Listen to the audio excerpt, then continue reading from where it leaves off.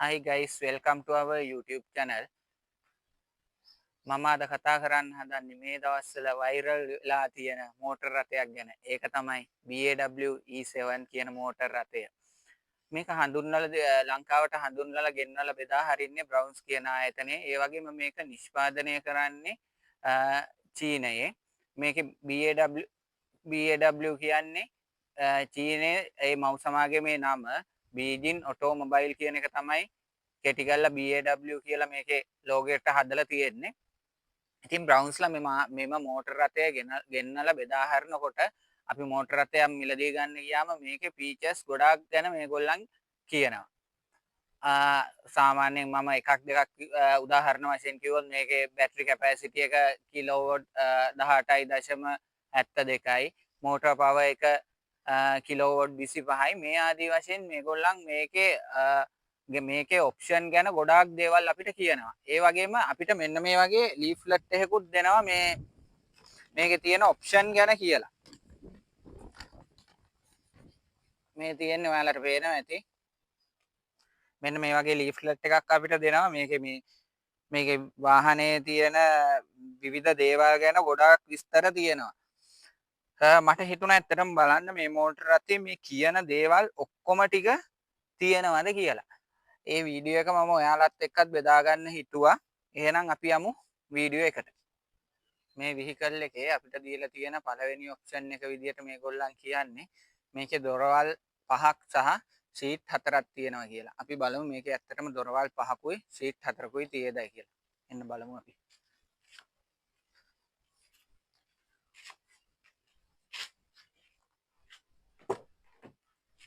එකයි දෙකයි දොරවල් දෙකයි එහා පැත්තට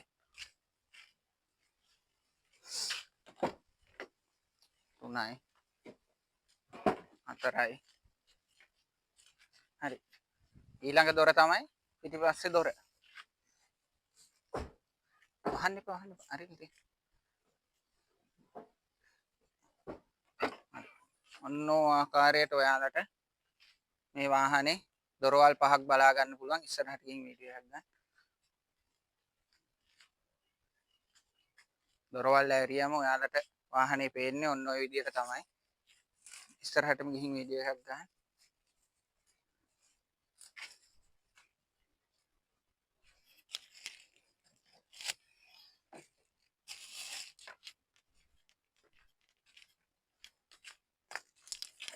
මේ වාහනේ අපිට සීට් 4කුත් හම්බ වෙනවා මේක ලෙදර් ෂීට් නෙවෙයි හම්බ වෙන්නේ අපිට ෆැබ්‍රික් ෂීට් ඒ වුණාට මේ ෂීට් එකේ වරදක් කියන්න දෙයක් නැහැ මේ ෂීට් එක හොඳටම කම්ෆර්ටබල් ඩ්‍රයිවර්ට සීට් එකයි ඉස්සරහා පැසෙන්ජර්ට සීට් දෙකයි පිටිපස්සේ සීට් දෙකක් හම්බ වෙනවා අපිට තව හැබැයි මේ සීට් දෙකේ දෙන්නෙකුට සුව පහසුවෙන් ගමන් කරන්න පුළුවන් තුන් දෙනෙකුට යන්න නම් ටිකක් අපහසුයි මේ සීට් දෙකේ පිටිපස්සේ එතකොට අපිට මේ වෙහිකල් එකේ හතර දෙනෙකුට තමයි සුව පහසුවෙන් ගමන් කරන්න පුළුවන් ඒ වගේම හොඳ ලෙග් ස්පේස් එකක් තියෙනවා මේ බලන්න සමහරු ලෙග් ස්පේස් එකක් නැහැ කියනවා අපිට නම් හොඳ ලෙග් ස්පේස් එකක් තියෙනවා මේ කකුල් දෙක දිග අරන් හොඳට සුව පහසුවට යන්න පුළුවන් ඊළඟට මෙයාලා කියනවා මේ වාහනේ දිග මිලිමීටර 3475යි පළල මිලිමීටර 1585යි උස මිලිමීටර 1575යි කියලා. හරිද? E7 එකේ. අපි බලමු මේ උස දිග පළල මේ ඔක්කොම තියෙනවද කියලා.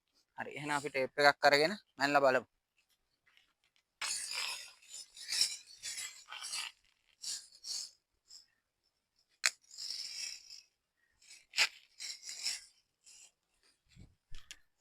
එන්න ඉස්සරහට.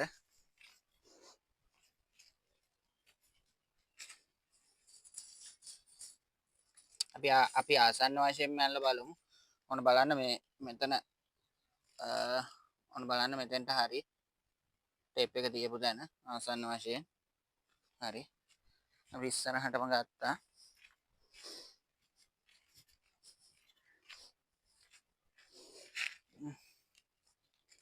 හොඳ එතකොට ඊට පස්සේ 3475ක් වගේ ආසන්න ගාන කියලා පෙන්වන්න විදියක් නැහැ මෙන් 3000 මේක තියෙන සෙන්ටිමීටර වලින් 340යි ඒ ආසන්න කියපු ප්‍රමාණය ඔය කියපු ප්‍රමාණයෙන් වගේ තියෙනවා 3475ක් තියෙනවා මේකේ දිග හරි. එතකොට අපි බලමු පළල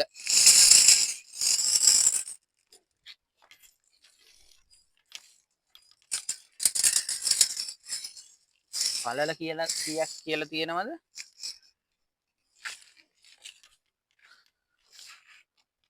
1585ක්.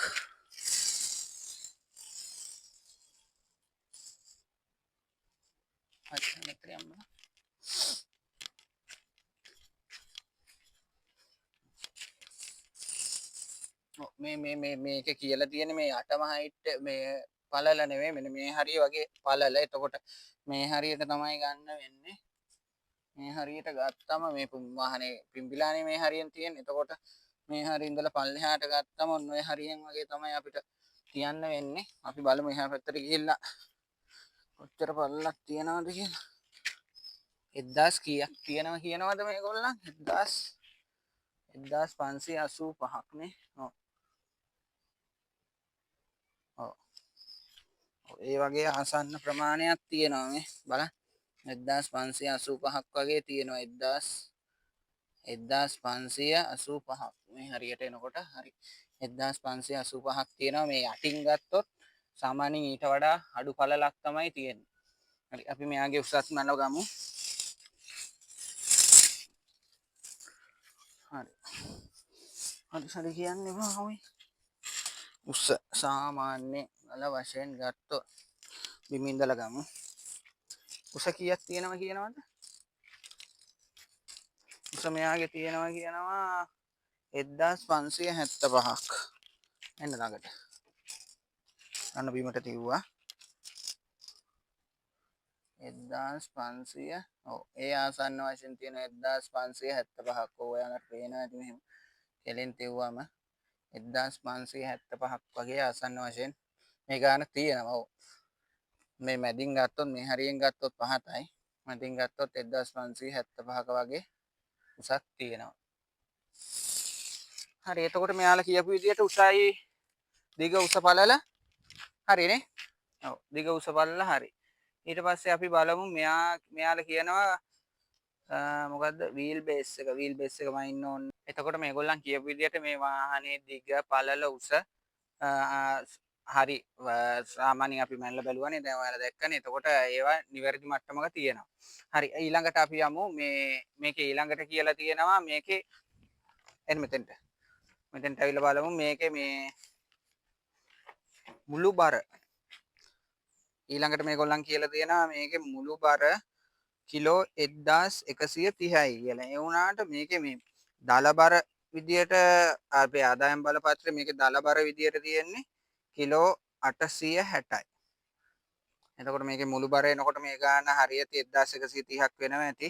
නමුත් දල බර විදියට තියෙන්නේ කිලෝ 860යි. අපිට ඒක මැනලා බලන්න විදියක් නැහැ. මම හිතනවා මේ බර ඇති කියලා. සාමාන්‍යයෙන් වාහනේ අපි යනකොට සාමාන්‍යයෙන් වාහනේ පාවෙන්නේ එහෙම කිසිම ගතියක් නැහැ. එහෙම හොඳට වාහනේ පොළොවට බදලා යනවා මගේ වචනින් කිව්වොත්. එහෙම කිසිම ප්‍රශ්නයක් නැහැ.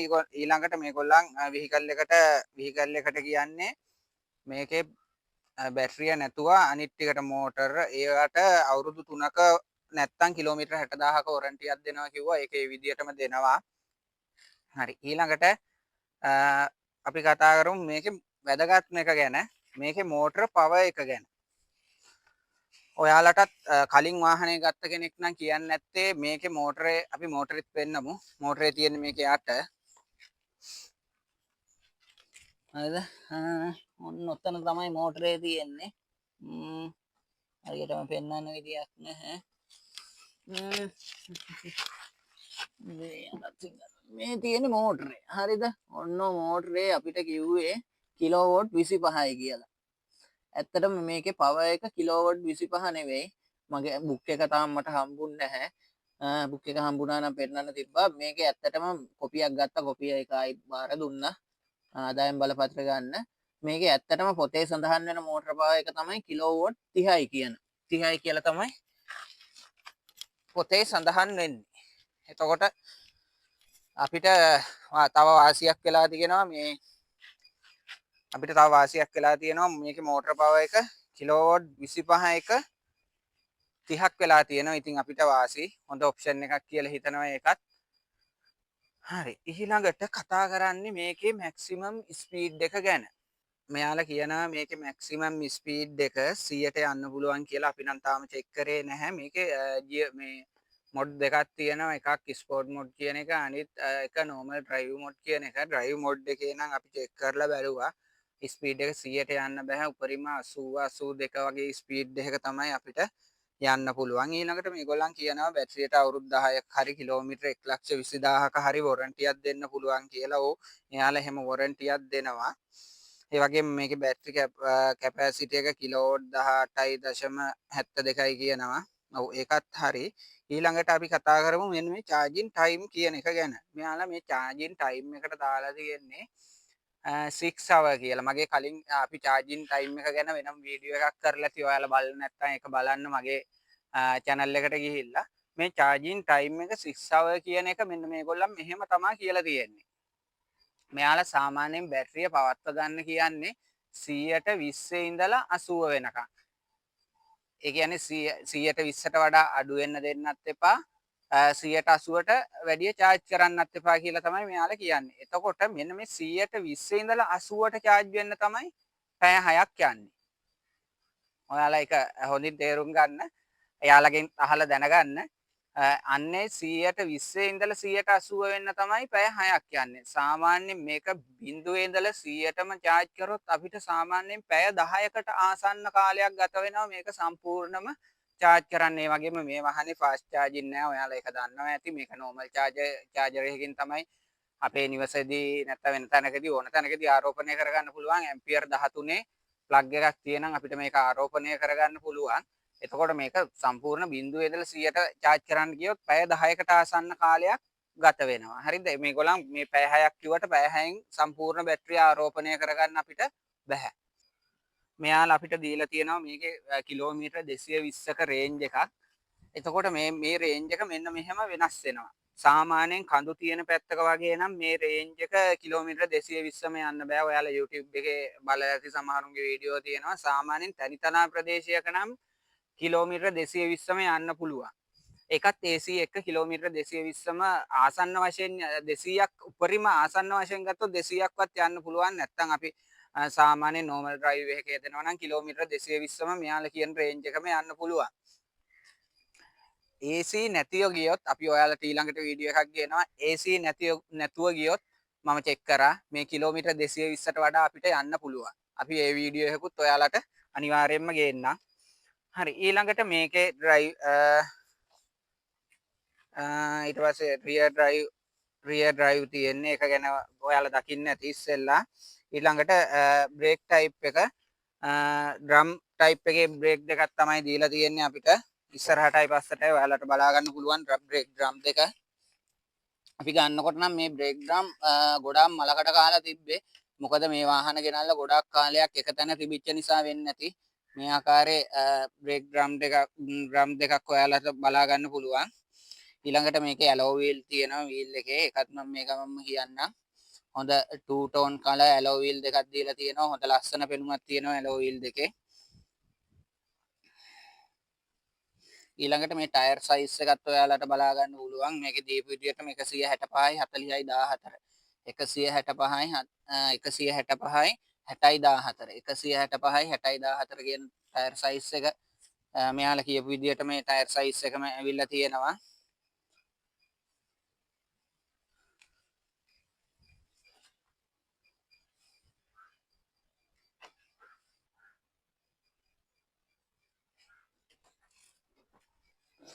හරි ඔයාලට පේනවා ඇති මේ වගේ ලස්සන BMW කියලා ගහපු ටේල් ලයිට් එකක් අපිට එයාලා කියපු විදිහටම ලබා දීලා තියෙනවා.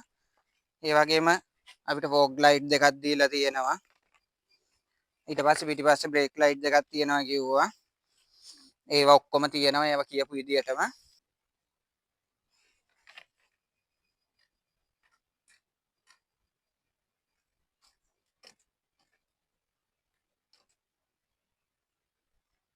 ඔයාලට පේනවා ඇති මේකේ තියෙන ලයිට් සිස්ටම් එක.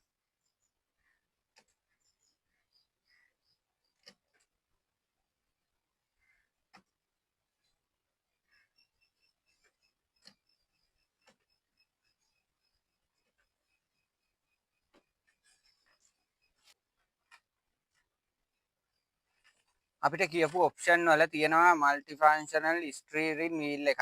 ඇත්තට මේ වගේ ස්ටීරින් වීල් එකක් අපිට හම්බ වෙලා තියෙනවා. මේක ප්ලේයර් එකත් එක්ක සම්බන්ධයි. මේ ප්ලේයරේ වොලියුම් අප් ඩවුන් කරන්න පුළුවන්. ඊට පස්සේ කෝල් ගන්න පුළුවන්, කෝල් කට් කරන්න පුළුවන්. ඊට පස්සේ මෙතනින් channel මාරු කරන්න පුළුවන් FM එකේ. සින්දු යවන්න පුළුවන්. නැවත ආපසු ගන්න පුළුවන්. ඔය වගේ ඔප්ෂන් ටිකක් අපිට මේ ස්ටීරින් වීල් එකට දීලා තියෙනවා. ඊළඟට මේ වෙහිකල් එකේ තියෙන වැදගත්ම ඔප්ෂන් එකක් තමයි මේ වෙහිකල් එක පැසෙන්ජර් සේෆ්ටි ලෙවල් අතින් ලෙවල් 3 කියන මට්ටමේ තියෙනවා. මට හිතෙන්නේ ඒක හොඳම ඔප්ෂන් එකක්. මේකේ අපිට බලා ගන්න පුළුවන් එයා බෑග් දෙකක් දීලා තියෙනවා. මෙතන එක එයා බෑග් එකකුත් මෙතන තව එයා බෑග් එකකුත් දීලා තියෙනවා. ඒක හොඳ ඔප්ෂන් එකක්. මට හිතෙන්නේ මේ වෙහිකල් එකට දීපු. මම සීට් ගැන ඉස්සෙල්ලත් කතා කරා. මේ සීට් එකේ දීලා තියෙන්නේ ෆැබ්‍රික් සීට්. ඔයාලට ඒක බලා ගන්න පුළුවන්. ෆැබ්‍රික් සීට් තමයි දීලා තියෙන්නේ.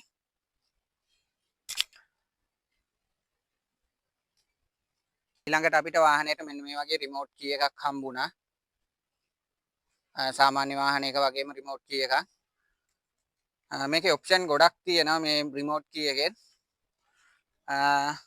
මෙතෙන්ට එන්න. සෙන්ට්‍රල් ලොක් තියෙනවා. වාහනේ ලොක් වුණා. ඊට පස්සේ අන්ලොක් කරන්න පුළුවන්. අන්ලොක් වුණා. ඒ වගේම තව ඔප්ෂන් එකක් දී. හරිද? දැන් ආයි මුලින් ඉඳලා කියන්න ඕනද? අපිට මේ රිමෝට් කී එකේ ඔප්ෂන් ගොඩක් දීලා තියෙනවා. දීලා තියෙන පළවෙනි ඔප්ෂන් එක තමයි මොන වෙන ඇති සෙන්ට්‍රල් ලොකින් වාහනේ ලොක් වුණා.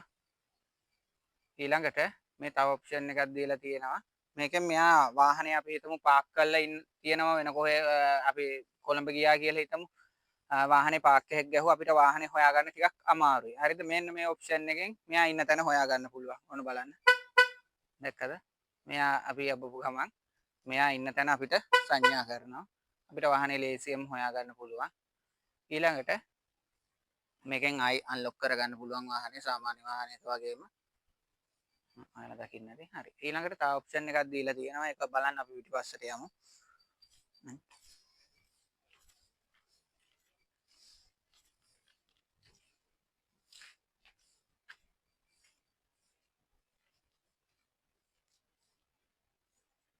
ඊළඟ ඔප්ෂන් එක තමයි මේ බටන් එක ප්‍රෙස් කරගෙන හිටියම අපිට පිටිපස්සේ දොර ඕපන් කරගන්න පුළුවන්. මට පේනවා ඇති පිටිපස්සේ දොර ඕපන් වුණා. මේ විතරක් නෙවෙයි තව මේ විතරක් නෙවෙයි මේකේ තව ඔප්ෂන් ගොඩක් තියෙනවා. එන්න බලන්න ඒවත් බලන්න යමු. මේ හරියින් ඉන්නවා. ඊට පස්සේ මෙයාගේ මෙන්න මේ අන්ලොක් කියන බටන් එක ප්‍රෙස් කරගෙනම හිටියම මොකක් වෙයිද? වෙන දේ බලන්න. ඔන්න බලන්න මම මේ බටන් එක ප්‍රෙස් කරගෙන ඉන්නවා. ඔයාලට පේන්නේ නැති ෂටර්ස් හතරම ඕපන් වුණා.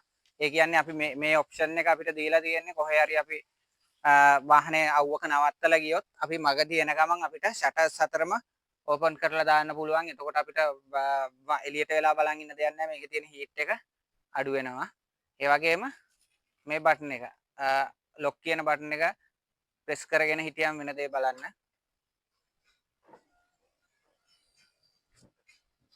ඔයාලට පේනවා ඇති ෂටර්ස් හතරම අපිට වහ ගන්න පුළුවන්. හරි. ඔන්න ඔක තමයි රිමෝට් එකේ මේ වෙහිකල් එකේ දීලා තියෙන ඔප්ෂන් ටික. දොරවල් හතරටම පවර් ෂටර් තියෙනවා කියලා. එතකොට මේ අපිට දොරවල් හතරටම පවර් ෂටර් සෙන්ට්‍රල් ලොක් ඒ ටික දීලා තියෙනවා. ඔයාලට බලා ගන්න පුළුවන්. මේකේ පවර් ෂටර් නෝමල් වැඩ කරන්නේ නැහැ. වෙහිකල් එක ස්ටාර්ට් කරගත්තොත් විතරයි වැඩ කරන්නේ. රිමෝට් එකෙන් වැඩ කරනවා වෙහිකල් එක ස්ටාර්ට් වුණත් නැති වුණත්. මේ ආකාරයකට පවර් ෂටර් දීලා තියෙනවා අපිට. ඉස්සරහ දොරට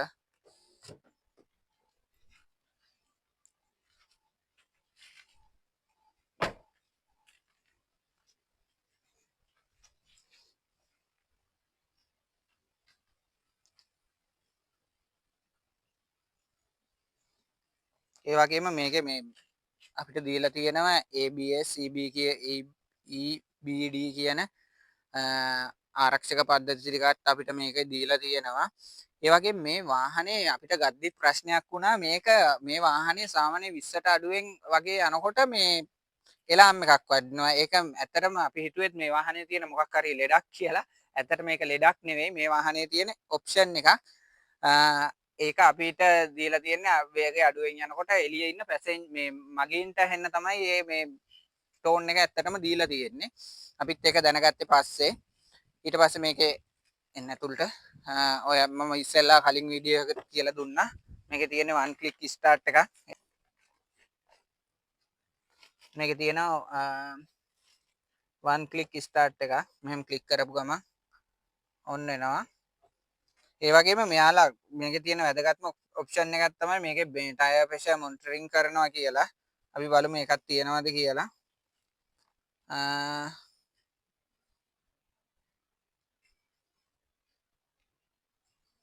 ඔය තියෙන ටයර් ප්‍රෙෂර් මොනිටරින්. එතකොට ටයර් හතරෙම හුලම් පෙන්නනවා මෙයා මේ ඒක හොඳ ඔප්ෂන් එකක් දීලා තියෙන මේ වෙහිකල් එකේ.